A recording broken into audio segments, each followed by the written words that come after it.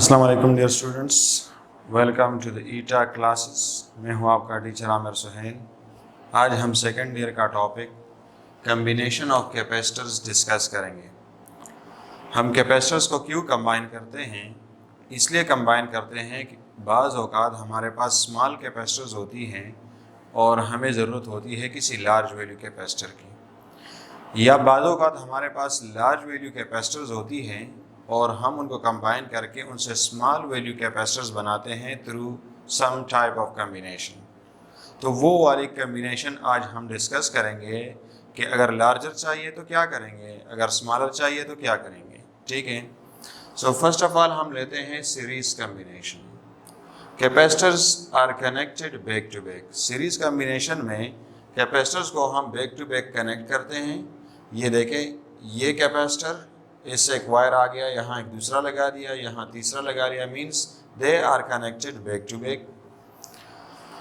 जब आप कैपेसिटर्स को इस तरह कनेक्ट करते हैं और इसको कोई वोल्टेज सोर्स अप्लाई करते हैं तो इस केस में आपके पास चार्ज यहाँ जो स्टोर हो रहा है इन तीनों कैपेसिटर्स में ये सेम आएगा।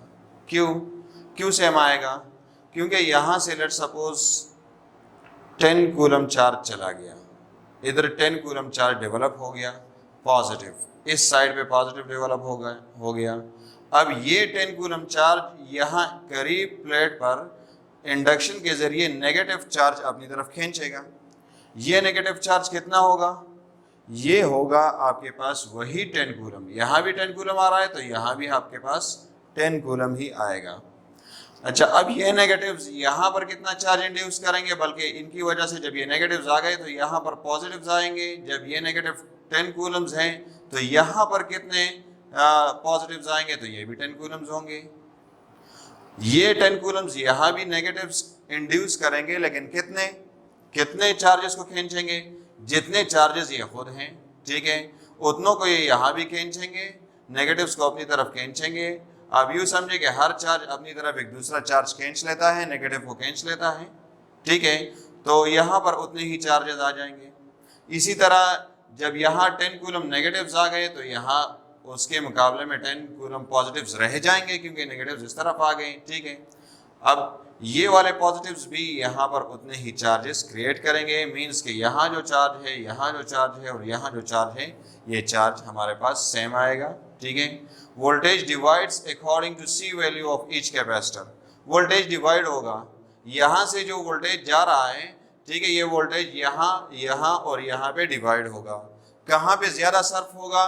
तो जिसकी रिएक्टेंस की वैल्यू ज़्यादा है वहाँ ज़्यादा वोल्टेज खर्च होगा।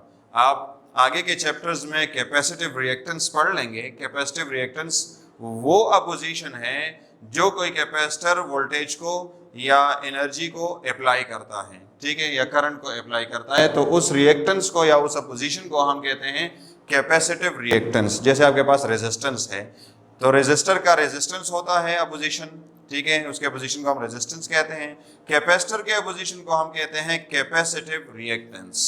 तो जिस कैपेसिटर की कैपेसिटिव रिएक्टेंस ज़्यादा होगी उसमें वोल्टेज ज़्यादा खर्च होगा, ठीक है, और जिस कैपेसिटर की कैपेसिटिव रिएक्टेंस कम होगी उसमें वोल्टेज कम खर्च होगा। और कैपेसिटिव रिएक्टेंस फिर किस चीज़ पे डिपेंड करता है? तो वो सी को यानी कैपेसिटेंस को इनवर्सली प्रोपोर्शनल है। वो हम आगे किसी वीडियो में डिस्कस करेंगे। आप यूँ समझे, आप यहाँ पर सिर्फ ये बात समझे कि सी की वैल्यू के मुताबिक वोल्टेज डिवाइड होता है। जिसकी सी की वैल्यू ज़्यादा है वहाँ पर वोल्टेज कम लगेगा, ठीक है, जिसकी सी की वैल्यू कम है वहाँ पर वोल्टेज ज़्यादा लगेगा। ये इनवर्सली प्रोपोर्शनल है। अच्छा, so V equals to V1 plus V2 plus V3, लेकिन ये फैक्ट कि एनर्जी जो यहाँ से जा रही है वो इस एनर्जी प्लस यहाँ की जो एनर्जी प्लस यहाँ की एनर्जी, इन तीनों को सम करें, ठीक है, एनर्जी पर यूनिट चार्जेस को सम करें, इससे ये एनर्जी बनेगी। This is according to law of conservation of energy, ठीक है, कि एनर्जी पर यूनिट चार्ज जो यहाँ से जा रही है ये एनर्जी और जो इन तीनों में सर्फ हो रही है, ये तीनों अगर आप ऐड करें तो इसके बराबर होंगे, ठीक है। That's why we are writing it like this, V equals to V1 plus V2 plus V3। और अगर कैपेसिटर ज़्यादा है तो आप V4 V5 भी लगा सकते हैं। Okay, V is equal to Q by C, Q is equal to CV से आप फाइंड कर सकते हैं, ठीक है। So V is equal to Q by C and V1 is equal to Q by C1। Charge के साथ हम 1 नहीं लगा रहे हैं क्योंकि चार्ज सेम है। V2 is equal to Q divide by C2, Q divide by C3। इन तीनों से आप चार्ज कॉमन ले लें, चार्ज आपके पास कॉमन आ गया, यहाँ भी चार्ज कॉमन है, ठीक है। ये दोनों कैंसिल कर ले, आपके पास आ गया 1 over C equivalent equals to 1 over C1 plus 1 over C2 plus 1 over C3, ठीक है। इनका आप LCM भी ले सकते हैं, LCM इनका होगा C1 C2 C3, ठीक है। फिर यहाँ पर आपके पास क्या आएगा, ठीक है, इधर इस 1 की जगह क्या आएगा, तो C2 multiplied by C3, C2 multiplied by C3, LCM का तरीका आपको पता होगा। प्लस यहाँ पर क्या आएगा, इस 1 की जगह हमारे पास यहाँ क्या आएगा, तो ये C1 और C3, और यहाँ पर आएगा आपके पास C1 और C2, ठीक है। ये 1 ओवर C इक्विवेलेंट के बराबर है। इसको अगर आप उल्टा कर ले तो C equivalent equals to C1 C2 C3 divide by C1 C2 plus C2 C3 plus C1 C3। इनका ऑर्डर आप बदल ले तो कोई फर्क नहीं पड़ता। अगर आपके पास दो कैपेसिटर्स हैं, उनका C इक्विवेलेंट क्या होगा, 1 over C equivalent equals to 1 over C1 plus 1 over C2, C2 plus C1 divide by C1 plus C2। उल्टा कर लें, C1 C2 divide by C1 plus C2। इस पे अक्सर क्वेश्चन आता है, the ratio of product of two capacitors, product of two capacitors C1 C2, यहाँ हम प्रोडक्ट ले रहे हैं, टू देयर सम, ठीक है, नीचे इनका सम आ रहा है, इज देयर इक्विवेलेंट कैपेसिटेंस, ये इनका इक्विवेलेंट कैपेसिटेंस है, when connected in series or parallel. तो ये कब, जब हम इनको कनेक्ट करते हैं सीरीज में, जब हम इनको कनेक्ट करते हैं सीरीज में, ठीक है, तो फिर इनका प्रोडक्ट डिवाइड बाय इनका सम, जब उनका हम रेशियो लेते हैं तो हमारे पास C इक्विवेलेंट आता है, ठीक है। सो ये याद रखें, equivalent capacitor has C value less than any combining capacitor, has less C value than any combining capacitor. जब आप लेट्स से आपके पास ये तीन कैपेसिटर्स हैं, C1 C2 C3, इनको कुछ वैल्यूज दे रहे हैं, और आप इस तरीके से या इस तरीके से C इक्विवेलेंट की वैल्यू मालूम करें, तो आपके पास आ जाएगा 1.2 माइक्रोफेरेड्स। 1.2 माइक्रोफेरेड्स, यहाँ पर जो सबसे कम कैपेसिटर है उसकी कैपेसिटेंस आपके पास 2 माइक्रोफेरेड है, और इसकी आ गई 1.2। सो अगर आप देखें तो C equivalent is less than the smallest capacitor of combination. जो कंबाइन हो रहे हैं उनमें जो स्मॉलेस्ट है वो 2 है, C इक्विवेलेंट उससे भी कम आ रहा है। So याद रखें, when we connect capacitors in series, the value of equivalent capacitor is too much less than or is less than the values of combining capacitors. यहाँ हमारे पास कैपेसिटर की वैल्यू डिक्रीज कर रही है, ठीक है। 2, 3 और 4 ये बड़ी वैल्यूज वाले कैपेसिटर्स हैं, और 1.2 कम है, तो ये डिक्रीज हो गई कि नहीं। तो जब हम सीरीज में कैपेसिटर्स को कनेक्ट करते हैं, तो अगर आपके पास लार्ज वैल्यू वाले कैपेसिटर्स हैं, उनसे आप स्मॉल बना सकते हैं, ठीक है। लार्ज वैल्यू वाले कैपेसिटर्स हैं, आप उनको सीरीज में कनेक्ट करते हैं तो उनकी इक्विवेलेंट कैपेसिटेंस कम हो जाती है, चार्ज स्टोरिंग कैपेसिटी उनकी कम हो जाती है। पहले आपके पास ज़्यादा थी, ठीक है, 2 की ज़्यादा है, 3 की ज़्यादा है, 4 की ज़्यादा है। जब आप इनको कनेक्ट करते हैं तो इनसे जो रिजल्टेंट कैपेसिटर बनता है उसकी कैपेसिटेंस इनमें से सबसे कम से भी कम होगी। ओके, इन क्वेश्चंस को देखें जरा। When you have larger capacitors and you need a smaller one in the lab, you connect them in dash. जब आपके पास लार्जर कैपेसिटर्स हैं, लार्जर वैल्यू वाले कैपेसिटर्स हैं, और आपको स्मॉलर चाहिए, तो आप क्या करते हैं, you connect them in series, ठीक है। You do not connect them in parallel और शॉर्ट सर्किट और क्रॉस थ्रू, ठीक है।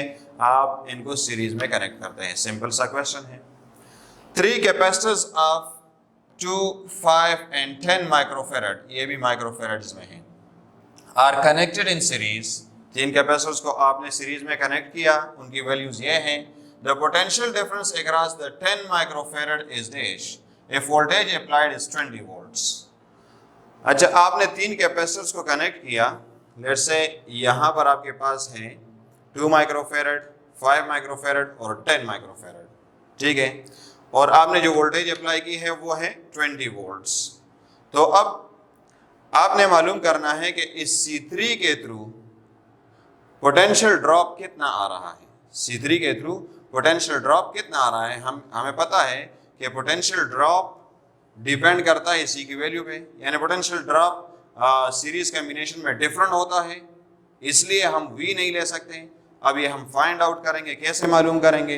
तो उसके लिए आप first find the same quantity, ठीक है, जो वो क्वांटिटी आप पहले मालूम करें जो आपके पास सेम आ रही है। तो सीरीज कॉम्बिनेशन में क्या सेम आता है?